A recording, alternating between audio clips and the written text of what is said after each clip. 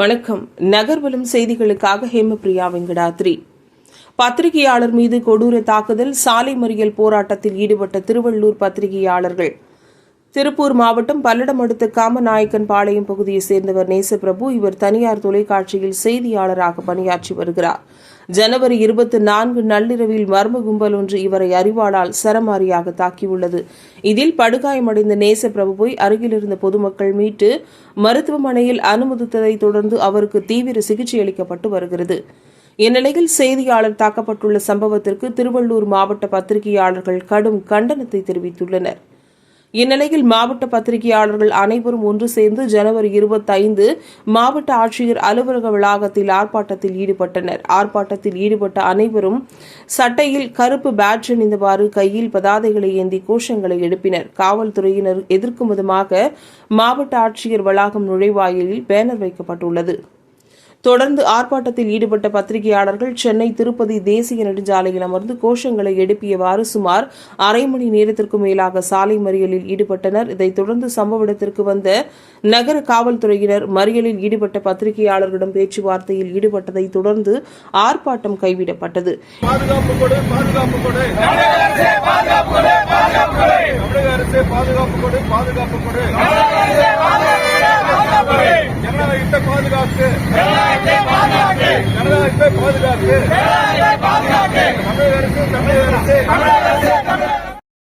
இந்நிலையில் ஆர்ப்பாட்டத்தில் ஈடுபட்ட மூத்த செய்தியாளர் ஒருவர் பேசுகையில், குற்றவாளிகளை தாமதமின்றி உடனடியாக கைது செய்ய வேண்டும்.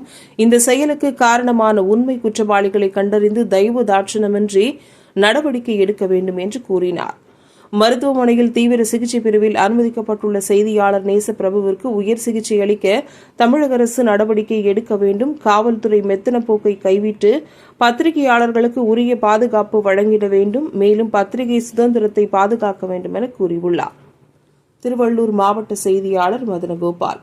ஒரு நாட்டினுடைய 4 தூண்களிலே ஒரு தூணாக விளங்குகின்ற பத்திரிகையாளர்கள் அந்த செய்திகளை உலகம் முழுவதும் எடுத்து சென்று கொண்டிருக்கிறார்கள்.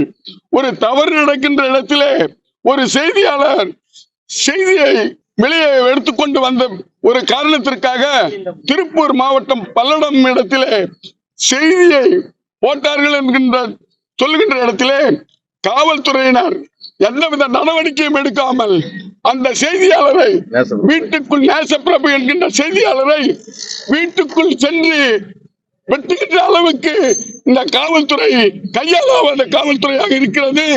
ஒவ்வொரு காவல் நிலையத்திலும் அதற்கென்று ஒரு உளவு பிரிவு இருக்கிறது. அந்த செய்தியை சேகரிக்காமல் அவர்கள் என்ன செய்து கொண்டிருக்கிறார்கள் என்று தெரியவில்லை. காவல்துறை முழுமையாக செயல்படவில்லை. தமிழ்நாட்டில் இருக்கின்ற செய்தியாளர்களை அடிக்கடி தொந்தரவு செய்வதும் அவர்களை மிரட்டுவதும் அவர்களுக்கு பாதுகாப்பு இல்லாமல் இருக்கிறது.